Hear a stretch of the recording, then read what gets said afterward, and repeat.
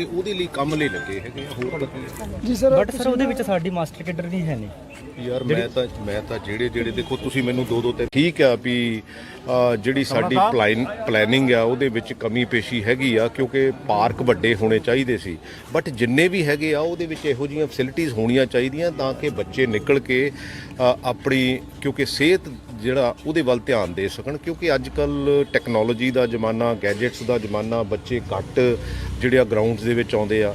ਔਰ ਮੈਂ ਤਾਂ ਰਾਦਰ ਕੇ ਸਾਰੇ ਪੇਰੈਂਟਸ ਨੂੰ ਰਿਕੁਐਸਟ ਕਰੂੰਗਾ ਕਿ ਬੱਚਿਆਂ ਨੂੰ ਗਰਾਊਂਡਾਂ ਦੇ ਵਿੱਚ ਜ਼ਰੂਰ ਲੈ ਕੇ ਆਓ ਤਾਂ ਕਿ ਜਿਹੜਾ ਸਿਹਤ ਪੱਖੋਂ ਜਿਹੜੇ ਆ ਉਹ ਠੀਕ ਹੋ ਸਕਣ।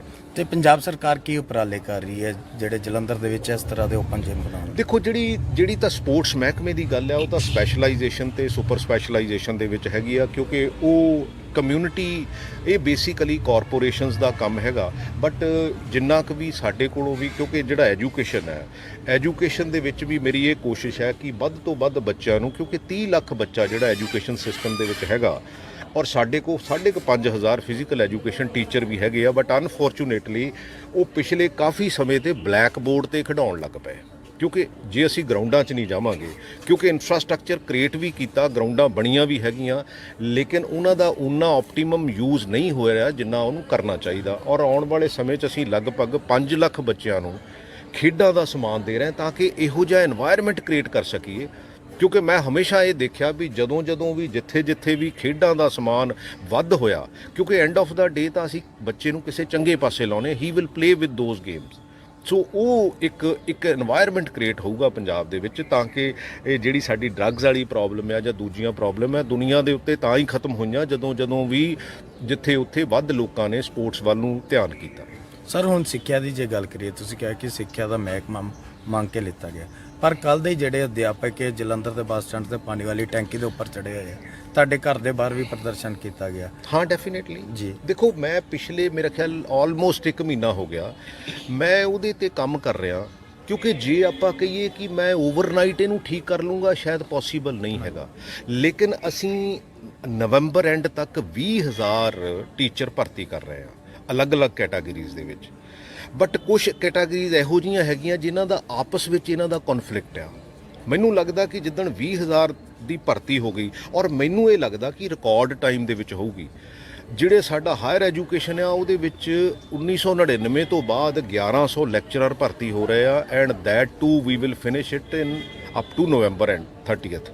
ਸੋ ਇੰਨੇ ਛੋਟੇ ਸਮੇਂ ਦੇ ਵਿੱਚ, ਔਰ ਉਹਦੇ ਲਈ ਬਾਲ ਰੋਲਿੰਗ, ਮੈਂ ਨਹੀਂ ਕਹਿੰਦਾ ਕਿ ਇਹ ਜਿਹੜਾ ਇੰਨਾ ਸੌਖਾ ਕੰਮ ਹੈ, ਕਿਉਂਕਿ ਮੈਂ 18-20 ਘੰਟੇ ਕੰਮ ਕਰਦਾ ਔਰ ਕੋਈ ਇਹੋ ਜਿਹੀ ਪ੍ਰੋਬਲਮ ਨਹੀਂ ਹੈ ਕਿ ਆਪਾਂ ਇਹਨੂੰ ਹੋਰ ਨਹੀਂ ਕਰ ਸਕਦੇ। ਯੈਸ, ਬਟ ਜਿਹੜੇ ਕੁਝ ਬਾਈ ਲਾਜ਼ ਹੈਗੇ ਆ, ਹੁਣ ਕੁਝ ਬੱਚੇ ਇੱਦਾਂ ਦੇ ਆ ਜਿਨ੍ਹਾਂ ਦੇ 1 ਦੇ 21 ਨੰਬਰ ਆ, ਹੁਣ 21 ਨੰਬਰਾਂ ਵਾਲੇ ਨੂੰ ਬੇਸਿਕਲੀ ਜੌਬ ਨਹੀਂ ਦਿੱਤੀ ਜਾ ਸਕਦੀ। It is not possible.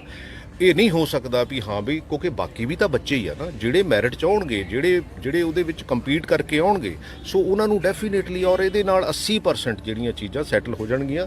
But unfortunately ਪਿਛਲੇ ਜਦੋਂ ਦਾ ਇਹ ਆਊਟਸੋਰਸ ਹੋਇਆ, ਜਦੋਂ ਦੀ ਗੌਰਮੈਂਟ ਆਫ ਇੰਡੀਆ ਨੇ ਅਲੱਗ-ਅਲੱਗ ਕੈਟਾਗਰੀਜ਼ ਦੇ ਵਿੱਚ ਮੰਨ ਲਓ 2 ਸਾਲ ਲਈ ਕੋਈ ਰਮਜ਼ਾ ਉਹਨੂੰ 2 ਸਾਲ ਲਈ ਦੇਤਾ, ਲੇਕਿਨ 2 ਸਾਲ ਬਾਅਦ ਉਹਨਾਂ ਦੀ ਇੱਕ ਯੂਨੀਅਨ ਬਣ ਗਈ।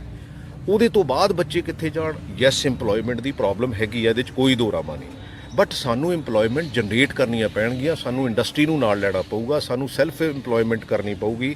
ਇਹ ਸਾਰੇ ਐਵੀਨਿਊਜ਼ ਅਸੀਂ ਜਿਹੜੇ ਐਜੂਕੇਸ਼ਨਿਸਟ ਆ, ਜਿਹੜੇ ਟੌਪ ਦੇ ਐਜੂਕੇਸ਼ਨਿਸਟ ਆ, ਮੈਂ ਲਗਭਗ ਸਾਰੇ VCs ਨਾਲ, ਸਾਰੇ ਐਜੂਕੇਸ਼ਨਿਸਟ ਨਾਲ ਲਗਭਗ ਇੱਕ ਰਾਊਂਡ ਮੀਟਿੰਗ ਕਰ ਬੈਠਾ ਕਿ ਸਾਨੂੰ ਬੈਸਟ ਅਸੀਂ ਕਿੱਧਰ ਨੂੰ ਮੂਵ ਕਰਨਾ। ਸੋ ਅਲਟੀਮੇਟਲੀ ਇਹ ਇੱਕ ਸਾਡੇ ਕੋਲ ਹਿਊਮਨ ਰਿਸੋਰਸਿਸ ਇੱਕ ਇਹੋ ਜਿਹਾ ਰਿਸੋਰਸ ਹੈ, ਜੇ ਅਸੀਂ ਇਹਨੂੰ ਚੰਗੇ ਪਾਸੇ ਨੂੰ ਤੋਰ ਲਾਂਗੇ ਤਾਂ ਇਹਦੇ ਆਉਣ ਵਾਲੇ ਸਮੇਂ ਦੇ ਵਿੱਚ, ਮੈਂ ਨਹੀਂ ਕਹਿੰਦਾ ਕਿ ਇਹਨੂੰ ਓਵਰਨਾਈਟ ਮੈਂ ਕੁਝ ਕਰ ਲੂੰਗਾ, ਯੈਸ, ਲੇਕਿਨ ਇਹ ਆਉਣ ਵਾਲੇ ਸਮੇਂ 'ਚ ਜਿਹੜੇ ਆ ਇਹਦੇ ਜਿਹੜੇ ਬਿਹਤਰ ਰਿਜ਼ਲਟ ਆ ਪੰਜਾਬ ਲਈ ਆਉਣਗੇ। ਸਰਦੀ ਦਾ ਮੌਸਮ ਹੈ, ਉਹ ਹਜੇ ਵੀ ਉੱਥੇ ਬੈਠੇ, ਅੱਜ ਮਿਲਿਆ ਜਾਵੇਗਾ ਅਧਿਆਪਕਾਂ ਨੂੰ? ਮੈਂ ਤਾਂ ਲਗਭਗ ਮਿਲ ਹਟਿਆ, ਮੈਂ ਤਾਂ 100 ਯੂਨੀਅਨ ਨੂੰ ਮਿਲ ਹਟਿਆ। ਵੈਸੇ ਇਹਨਾਂ ਦੀਆਂ ਓਰੀਜਨਲੀ 32-33 ਯੂਨੀਅਨ ਹੈ, ਬਟ ਉਹ ਕਿਉਂਕਿ ਆਪਸ ਵਿੱਚ ਕਨਫਲਿਕਟ ਹੈਗਾ, ਮੈਂ ਲਗਭਗ ਸਾਰਿਆਂ ਨੂੰ, ਕਈ ਤਾਂ 3-3 ਰਾਊਂਡ ਵੀ ਮਿਲ ਚੁੱਕਿਆ। ਹੁਣ ਅਲਟੀਮੇਟਲੀ ਤਾਂ ਕੰਮ ਹੀ ਕਰਨਾ ਪਊਗਾ ਨਾ ਜੀ, ਕਿਉਂਕਿ ਸਾਡੇ ਬੱਚੇ ਹੈਗੇ ਆ। ਮੈਂ ਇਹਨਾਂ ਨੂੰ ਕਿਹਾ ਯਾਰ ਵੀ ਸਾਨੂੰ ਕੰਮ ਤਾਂ ਕਰ ਲੈਣ ਦਈਏ ਨਾ, ਕਿਉਂਕਿ ਜੇ ਮੰਨ ਲਓ ਹਰ ਸ਼ਹਿਰ ਦੇ ਵਿੱਚ, ਹਰ ਜ਼ਿਲ੍ਹੇ ਦੇ ਵਿੱਚ ਜਦੋਂ ਮੈਂ ਜਾਂਦਾ ਉੱਥੇ ਹੀ 20-25-30, ਉੱਥੇ ਹੀ 20-25-30, ਮੈਂ ਆਮ ਲੋਕਾਂ ਨੂੰ ਕਦੋਂ ਮਿਲੂੰਗਾ? ਸੋ ਇਸ ਕਰਕੇ ਸਾਨੂੰ ਕਿਤੇ ਨਾ ਕਿਤੇ ਜਿਹੜੀ ਐਜੂਕੇਟਡ ਸੁਸਾਇਟੀ ਆ, ਯੈਸ ਇਹਦੇ ਵਿੱਚ ਕੋਈ ਦੋ ਰਾਵਾਂ ਨਹੀਂ ਕਿ ਇਹ ਬੱਚੇ ਨੌਕਰੀ ਚਾਹੁੰਦੇ ਆ, ਬੱਚਿਆਂ ਨੂੰ ਨੌਕਰੀ ਮਿਲਣੀ ਵੀ ਚਾਹੀਦੀ ਹੈ, but there are some parameters. ਉਸ ਪੈਰਾਮੀਟਰ ਦੇ ਵਿੱਚੋਂ ਤਾਂ ਕੋਈ ਵੀ ਬਾਹਰ ਨਹੀਂ ਜਾ ਸਕਦਾ ਨਾ। ਪੋਲੀਟੀਸ਼ੀਅਨ ਕੋਈ ਇਦਾਂ ਦਾ ਹੈ ਨਹੀਂਗਾ ਵੀ ਹਾਂ ਵੀ ਉਹ ਲਿਖ ਕੇ ਦੇ ਦੇਵੇ ਵੀ ਤੈਨੂੰ ਅੱਜ ਤੋਂ ਨੌਕਰੀ ਜਿਹੜੇ ਟੈਂਕੀ ਤੇ ਚੜੇ ਉਹਨਾਂ ਨੂੰ ਉਤਾਰਨ ਦੀ ਕੋਈ ਕੋਸ਼ਿਸ਼? ਯਾਰ ਬੇਸਿਕਲੀ ਦੇਖੋ ਸਾਡਾ ਮਹਿਕਮਾ ਲੱਗਾ ਹੈਗਾ, ਸੋ ਪਹਿਲਾਂ ਇਹ ਉੱਥੇ ਚੜੇ ਸੀਗੇ ਟੈਂਕੀ ਦੇ ਉੱਤੇ, ਉੱਥੇ ਕਿਉਂਕਿ ਦੇਖੋ ਇਹ ਹੱਲ ਨਹੀਂ ਹੈ ਮਨਵੀਰ। ਬੇਸਿਕਲੀ ਤੁਸੀਂ ਵੀ ਇਹਨਾਂ ਚੀਜ਼ਾਂ ਨੂੰ ਜਿਹੜਾ ਖਾਸ ਕਰਕੇ ਡੈਮੋਕ੍ਰੇਸੀ ਦਾ ਚੌਥਾ ਥੰਮ ਹੈ ਨਾ, ਤੁਸੀਂ ਵੀ ਜੇ ਮੇਰੀ ਜਗ੍ਹਾ ਹੋਵੋ ਉਹ ਸੋਚ ਕੇ ਦੇਖੋ। ਮੰਨ ਲਓ ਸਪੋਜ਼ ਕਈ ਮੈਨੂੰ ਬੱਚੇ ਕਹਿੰਦੇ ਸੀ ਜੀ ਸਾਨੂੰ ਹੁਣ ਮੰਨ ਲਓ ਕਿਸੇ ਨੇ 10,000 ਟੀਚਰ ਭਰਤੀ ਕਰਨਾ, ਉਹਦਾ ਵੀ ਪੇਪਰ ਵੀ ਸੈੱਟ ਕਰਨਾ ਪੈਣਾ, ਉਹਦੇ ਕੋਲ ਆਇਡੈਂਟੀਫਾਈ ਵੀ ਸੈਂਟਰ ਵੀ ਆਇਡੈਂਟੀਫਾਈ ਕਰਨੇ ਪੈਣੇ ਆ। ਅੱਛਾ ਉਹ ਕਹਿੰਦੇ ਜੀ ਸਾਨੂੰ ਕੱਲ੍ਹ ਨੂੰ ਇੰਪਲੋਇਮੈਂਟ ਦੇ ਦਿਓ, ਕਿੱਦਾਂ ਇਹ ਪੋਸੀਬਲ ਹੈਗਾ? ਤੁਸੀਂ ਮੇਰੀ ਜਗ੍ਹਾ ਮੈਂ ਕਿਹਾ ਐਂ ਕਰਦਾ, ਮੈਂ ਤੁਹਾਨੂੰ ਚਿੱਠੀ ਦੇ ਦਿੰਦਾ, ਤੁਸੀਂ ਐਂ ਕਰੋ ਜਿਹੜੀ ਏਜੰਸੀ ਤੋਂ ਭਰਤੀ ਹੋ ਕੇ ਹੁਣ ਆ ਜਾਓ। ਸੋ ਕਈ ਚੀਜ਼ਾਂ ਪ੍ਰੈਕਟੀਕਲ ਹੋਣੀਆਂ ਚਾਹੀਦੀਆਂ ਆਪਾਂ, ਔਰ ਤੁਸੀਂ ਵੀ ਇਹਨੂੰ ਇਨਕਰੇਜ ਕਰੋ ਇਹਨਾਂ ਚੀਜ਼ਾਂ ਨੂੰ, ਤਾਂ ਕਿ ਐਂਡ ਆਫ ਦਾ ਡੇ ਜੇ ਸਾਡਾ ਸਿਸਟਮ ਵਿਗੜ ਜਾਊਗਾ, ਤੁਹਾਡੀ ਖਬਰ ਤਾਂ ਹੋ ਸਕਦਾ ਬਣ ਜਾਵੇ, ਬਟ ਜੇ ਸਿਸਟਮ ਵਿਗੜ ਜਾਊਗਾ ਐਂਡ ਆਫ ਦਾ ਡੇ ਤੁਹਾਡੇ ਵੀ ਬੱਚੇ ਦਾ, ਸਾਡੇ ਵੀ ਬੱਚੇ ਦਾ ਇੱਥੇ ਰਹਿਣੇ ਆ ਨਾ, ਸਾਡੀ ਸੁਸਾਇਟੀ ਦੇ ਬੱਚੇ ਵੀ ਤਾਂ ਇੱਥੇ ਰਹਿਣੇ ਆ। ਸੋ ਇਸ ਕਰਕੇ ਸਾਡੀ ਕਲੈਕਟਿਵ ਜ਼ਿੰਮੇਵਾਰੀ ਆ ਵੀ ਆਪਾਂ ਕਲੈਕਟਿਵ ਜ਼ਿੰਮੇਵਾਰੀ ਨੂੰ ਅੱਗੇ ਵਧੀਏ। ਅੱਜ ਸ਼੍ਰੋਮਣੀ ਅਕਾਲੀ ਦਲ ਬਾਰਡਰ ਦੇ ਉੱਪਰ ਪ੍ਰਦਰਸ਼ਨ ਕਰਨ ਜਾ ਰਿਹਾ, ਜਿਹੜਾ 50 ਮੀਟਰ ਦੇ BSF ਦੇ ਏਰੀਆ ਨੂੰ ਲੈ ਕੇ। ਉਹ ਤਾਂ ਬੇਸਿਕਲੀ ਅਸੀਂ ਸਪੈਸ਼ਲ ਵਿਧਾਨ ਸਭਾ ਦਾ ਸੈਸ਼ਨ ਬੁਲਾ ਰਹੇ ਹਾਂ, ਉਹਦੇ ਲਈ ਹੀ ਵਿਧਾਨ ਸਭਾ ਦਾ ਸੈਸ਼ਨ ਬਣਾ ਰਹੇ ਔਰ ਉਹਦੇ ਵਿੱਚ ਅਕਾਲੀ ਦਲ ਵੀ ਆਇਆ ਸੀ ਆਲ ਪਾਰਟੀ ਮੀਟਿੰਗ ਦੇ ਵਿੱਚ, ਉਹਨਾਂ ਨੇ ਵੀ ਇਸ ਗੱਲ ਤੇ ਸਹਿਮਤੀ ਜਤਾਈ ਹੈਗੀ ਆ। ਇਹ ਅਸਲੀ ਗੱਲ ਹੈ, ਇਹ ਸਾਰਾ ਖਲਾਰਾ ਤਾਂ ਅਕਾਲੀ ਦਲ ਦਾ ਪਾਇਆ ਹੋਇਆ, ਰਿਐਲਿਟੀ ਇਹ ਆ। ਇਹ ਨਾ 3 ਜਿਹੜੇ ਕਾਨੂੰਨ ਬਣਦੇ, ਨਾ ਉਹਦੇ ਵਿੱਚ ਇਹਨਾਂ ਦੀ ਸ਼ਮੂਲੀਅਤ ਹੁੰਦੀ, ਨਾ ਇਹ ਉਹਦੇ ਵਿੱਚ, ਕਿਉਂਕਿ they're part and parcel of the system. ਸਾਡੇ ਭੈਣ ਜੀ ਹਰਸਿਮਰਤ ਜੀ ਬੇਸਿਕਲੀ ਉਦੋਂ ਕੈਬਨਿਟ ਦੇ ਮਿਨਿਸਟਰ ਸੀਗੇ, ਉਹਦੇ ਵਿੱਚ ਇਹਨਾਂ ਨੇ ਆਬਜੈਕਟ ਹੀ ਨਹੀਂ ਕੀਤਾ। ਹੁਣ ਤਾਂ ਈਦ ਮਗਰੋਂ ਤੰਬਾ ਫੂਕੀ ਜਾਂਦੇ ਹੈਗੇ ਆ। ਮੈਂ ਨਹੀਂ ਕਹਿੰਦਾ ਅਸੀਂ ਵੀ ਕਈ ਗਲਤੀਆਂ ਕਰਦੇ, ਬਟ ਜਿਹੜੀਆਂ ਪ੍ਰੈਕਟੀਕਲ ਗਲਤੀਆਂ ਇਹਨਾਂ ਲੋਕਾਂ ਨੇ ਕੀਤੀਆਂ ਹੈਗੀਆਂ, ਉਹਦਾ ਖਮਿਆਜਾ ਅੱਜ ਪੰਜਾਬ ਭੁਗਤ ਰਿਹਾ। ਕੈਪਟਨ ਸਾਹਿਬ ਨਵੀਂ ਸਰਕਾਰ ਜਿਹੜੀ ਪਾਰਟੀ ਬਣਾਉਣ ਚਾਹ ਰਹੇ ਆ, ਉਹਦੇ ਬਾਰੇ ਉਹਨਾਂ ਨੂੰ ਮੁਬਾਰਕਬਾਦ ਹੈ। ਕੈਪਟਨ ਸਾਹਿਬ ਤਾਂ ਕੁਛ ਵੀ ਕਰ ਸਕਦੇ। ਜਿੰਨੇ ਬਾਗੀ ਕਹਿੰਦੇ ਜਿਹੜੇ ਬਾਗੀ ਬੰਦੇ ਹੋਣਗੇ ਉਹ ਮੇਰੀ ਪਾਰਟੀ 'ਚ ਸ਼ਾਮਿਲ ਹੋਣਗੇ। ਦੇਖੋ ਗੱਲ ਇਹ ਆ ਕਿ ਹਰ ਬੰਦੇ ਦਾ ਇੱਕ ਸੋਚਣ ਦਾ ਨਜ਼ਰੀਆ। ਆਪਾਂ ਤਾਂ ਪੰਜਾਬ ਨਾਲ ਖੜੇ ਆ, ਪੰਜਾਬ ਨਾਲ ਖੜੇ ਰਹਿਣਾ।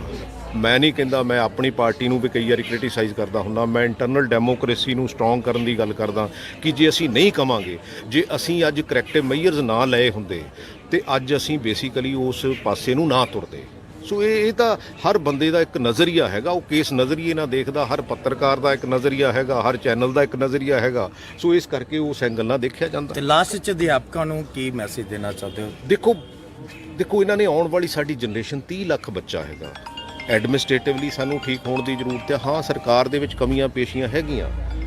ਸਾਡੇ ਐਜੂਕੇਸ਼ਨ ਸਿਸਟਮ ਨੂੰ ਲਗਭਗ 1000 ਕਰੋੜ ਰੁਪਏ ਦੀ ਜ਼ਰੂਰਤ ਹੈਗੀ ਆ, ਜਿਹੜੇ ਆਉਣ ਵਾਲੇ ਸਮੇਂ ਦੇ ਵਿੱਚ ਅਸੀਂ ਉਹਨੂੰ ਬੇਸਿਕਲੀ ਤਾਂ ਚੰਗੇ ਪਾਸੇ ਨੂੰ ਲੈ ਕੇ ਜਾਣਾ, ਕਿਉਂਕਿ ਸਾਡਾ ਹਿਊਮਨ ਰਿਸੋਰਸ ਜਿਹੜਾ ਹੈਗਾ, ਇਹਦੇ ਤੇ ਸਾਨੂੰ ਜ਼ਿਆਦਾ ਕੰਮ ਕਰਨ ਦੀ ਜ਼ਰੂਰਤ ਹੈਗੀ ਹੈ। ਕੱਲ ਜਦੋਂ ਤੁਹਾਡੇ ਘਰ ਦੇ ਬਾਹਰ ਟੀਚਰਸ ਪ੍ਰੋਟੈਸਟ ਕਰਨ ਆਏ ਸੀਗੇ, ਲੇਡੀਜ਼ ਟੀਚਰਾਂ ਦੇ ਉੱਤੇ ਪੁਲਿਸ ਮੁਲਾਜ਼ਮਾਂ ਵੱਲੋਂ ਚਪੇੜਾ ਵੀ ਮਾਰੀਆਂ। ਪੁਲਿਸ ਨੂੰ ਇੰਨਾ ਯਾਰ, ਪੁਲਿਸ ਨੂੰ ਇਦਾਂ ਬਿਨਾਂ, ਪੁਲਿਸ ਵਾਲਿਆਂ ਦੇ ਕਿੰਨੀਆਂ ਸੱਟਾਂ ਲੱਗੀਆਂ, ਕਦੀ ਤੁਸੀਂ ਇਸ ਗੱਲ ਨੂੰ ਕਵਰ ਕੀਤਾ? ਮੈਂ ਨਹੀਂ ਕਹਿੰਦਾ ਕਿਸੇ ਦਾ ਵੀ ਨਹੀਂ ਹੋਣਾ ਚਾਹੀਦਾ। ਐਂਡ ਆਫ ਦਾ ਡੇ ਆਪਾਂ ਪ੍ਰੋਟੈਸਟ ਕਿਉਂ ਕਰਦੇ ਹਾਂ? ਵੀ ਸਾਡੀ ਗੱਲ ਸੁਣੋ।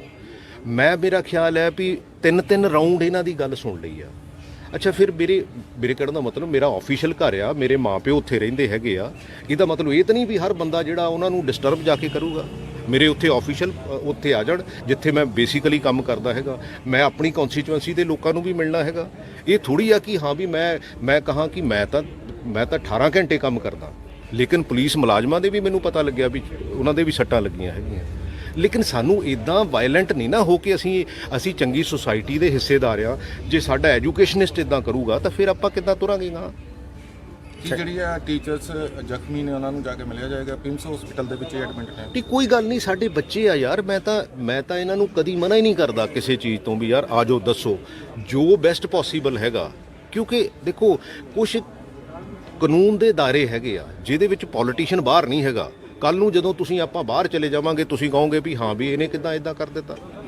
ਇਹ ਤਾਂ ਸਾਰਿਆਂ ਲਈ ਸਾਂਝੀ ਗੱਲ ਹੈਗੀ ਆ। ਆਪਾਂ ਤਾਂ ਇੱਕ ਬੇਸਿਕਲੀ ਫੈਸਿਲੀਟੇਟਰ ਹੈ ਕਿ ਯਾਰ ਇਹਨੂੰ ਗੱਲ ਨੂੰ ਠੀਕ ਕਰ ਲਈਏ। ਸਰ, ਜਿਵੇਂ ਤੁਸੀਂ ਹੁਣੀ ਜ਼ਿਕਰ ਕੀਤਾ ਸੀਗਾ ਕਿ ਪਰਸੈਂਟੇਜ ਦੇ ਹਿਸਾਬ ਨਾਲ ਹੁੰਦਾ, ਜਿਹੜੀ ਗੱਲ ਤੁਸੀਂ ਸਾਨੂੰ ਸਮਝਾਈ ਕਿ ਕਦੀ ਟੀਚਰਾਂ ਨੂੰ ਸਮਝਾਈ? ਮੈਂ ਤਾਂ ਮੈਂ ਤਾਂ ਹੁਣ ਜਿੰਨੇ ਵੀ ਬੱਚਿਆਂ ਨੂੰ ਮਿਲਦਾ, ਮੈਂ ਤਾਂ ਜਿਹੜੀ ਪਾਲਿਸੀ ਤੇ ਵੀ ਗੱਲ ਕਰਦਾ, ਮੈਂ ਬੱਚਿਆਂ ਨੂੰ ਕਹਿੰਦਾ ਤੁਸੀਂ ਦੱਸੋ ਤੁਸੀਂ ਕੀ ਸੋਚਦੇ ਆ ਕਿ ਉਹ ਐਲੀਜੀਬਲ ਹੈ ਜਾਂ ਨਹੀਂ। ਨਹੀਂ, ਉਹ ਤਾਂ ਸਿਸਟਮ ਨੇ ਦੇਖਣਾ ਐਲੀਜੀਬਲ ਹੈ ਕਿ ਨਹੀਂ, ਉਹ ਮੈਂ ਤਾਂ ਦੇਖਣਾ ਨਹੀਂ ਹੈ।